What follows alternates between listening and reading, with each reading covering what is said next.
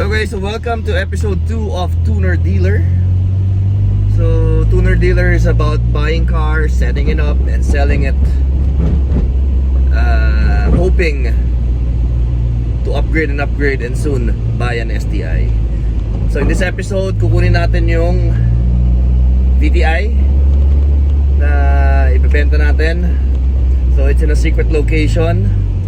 So, we'll pick it up and check kung ano mga kailangan gawin bago i-dispose yung kotse para presentable naman ulit sa mga buyer or sa mga kabili ng kotse. So I'm with John Lou. So John Lou, ano ba tinitignan mo pag bibili ka ng second hand na kotse? Makina muna ang importante sa akin. Well? Yes. Tapos Body, yung suspension, madaling na lang. anong check mo sa makina? Kung alaga sa change oil, una-una. Paano nakikita yon? Pag tinignan mo yung sa head, nakikita mo naman yung kulay sa loob. Tapos Syempre yung cooling system. Kung okay yung idle niya, yun naman mostly dapat. Tapos after mo tignan ng makina, ano tinitignan mo? Tinitignan ko yung history niya, kung may pangga, kung nabaha, or mga ganun. Kung ano pa yung ginalaw sa body, kung may repainted or may masilya.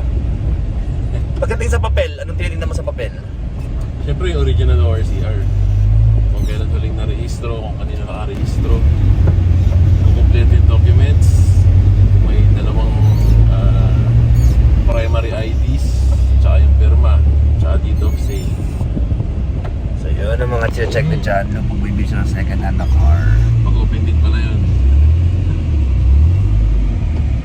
Okay, so we're here at the secret location. Ayun yung car. Oh. So ayan yung car. Kukunin na natin. What the fuck? Okay, so pabalik na tayo sa shop. This has a long list. This has a long list of stuff to do bago to maging worthy out.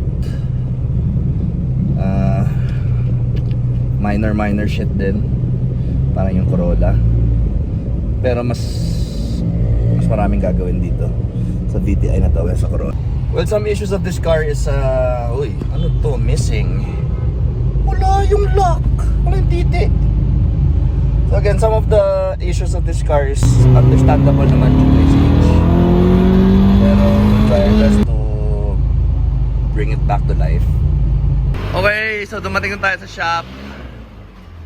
And we discovered ang daming kailangan ayusin sa kotse. Sa totoo lang, hindi papasa sa akin to, itong kotse to.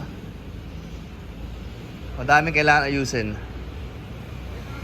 Example, hindi bumubukas. Ito, bali. You got cracked paint. You got a paint chip. Yung repair ng bubong, problema na. Pero ang panlaban ng kotse to, maliksi manakbo. Maliksi siya manakbo, tsaka may tindig din. Problema, ang dami minor, nakahilo. Yung gauge, gumaganyan, parang etits. Wala yung titititi ng lock. Shifter bushing, medyo may laro. God damn. So, teka. Mukhang di ko agad-agad may out tong kotse to. This needs some tender loving fucking care. Hello? Hindi ko mapagana yung screen record eh. Ang tawag dito, gago, ang daming problema ng EK. Yung gauge, pag sakay mo pa lang, gumaganon-ganon. Okay. Walang titi-titi yung lock. Walang ano? Titi-titi, yung door lock. Okay. Yung mga bukasan ng pinto. Yung isang pinto sa likod, di gumagana. So, power lock mechanism. Oh, door mechanism. Hindi, di talaga nabubuksan. Alam mo, ganito gawin natin. Kagabi nanonood ako ng ano. Kaya panood ko yung sinabi mo sa akin. Oh, Yung sa Wheeler Dealers. oh. Bibili ako whiteboard. Lahat ng kailangan gawin. Yes, nandun lahat eh. Tapos nandun din tinatali nila kung magkano inabot. Okay. Magkano inabot yun eh. Pero so nangyayari, talaga automatic. Makikita, kakarga natin doon sa kotse. Oo. Oh, di ba? Tsaka yun nga, ang plano mo naman talaga, videoan, yung mga gagawin. So, makikita rin talaga kung ano yung mga gagawin. Oo. Oh, di ba? Ang problema ko ito. May nangungulit na buyer dito, taga Batangas. Prenesyohan 260. Asis? Kaso ang problema, hindi ko nahihiya, gusto i-deliver ko doon. Ang problema ko, putang ina, pag dineliver ko to doon, aayawan to. O ganito na lang, sige. Ilista mo nga lahat ng kailangan, tingnan natin magkano abutin. Oo. Di ba? Kung ano yung sa mga dobla. Actually, sa gauge yung sabi mong gumagalaw. Gumagana naman yung gauge, di ba? Minsan, hindi. Bakit ganun? Yung speedometer. Putang ina eh. Hindi naman cable type yan.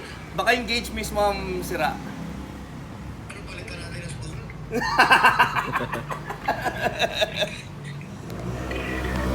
Unahin na muna natin essentials. Okay. Essentials na muna lahat. As in, yung sa door lock, yung mga talagang, yung ikakahiya naman natin, syempre. Kaya nga eh. Oh, so yung unahin na muna natin sa mga, sa pinto. Ilista mo na lahat. Papalala mo ba ako sa yung malaking whiteboard dyan pa? Tingin pa sa opisina, putang ina. Okay. Na, So, ang iiwan lang natin na issue nitong kotse, katawan. wala na tayong magagawa dun eh. Oo. Diba? Kasi putang ina, pag pinagawa yung katawan nito, 500 na tong kotse to. Kaso BTI. Diba? Tangina mo. Sabihin mo doon sa bayan, bili ng 500 may kasamang K20. May kasama kayo makina. Oo. Sabihin mo, bili mo 500 sasama namin K20 pati engine mount. Tapos sabihin mo, bili mo 700 may kasamang driver yan, di natutulog. Ay,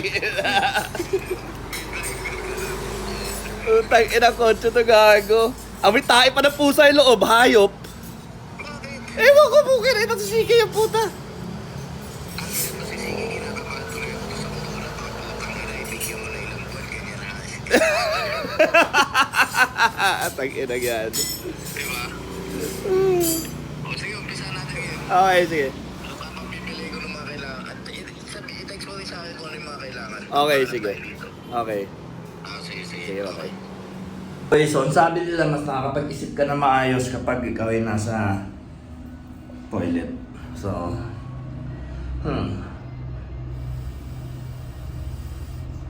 parang kailangan ko dalhin sa body shop tong kotse. God damn.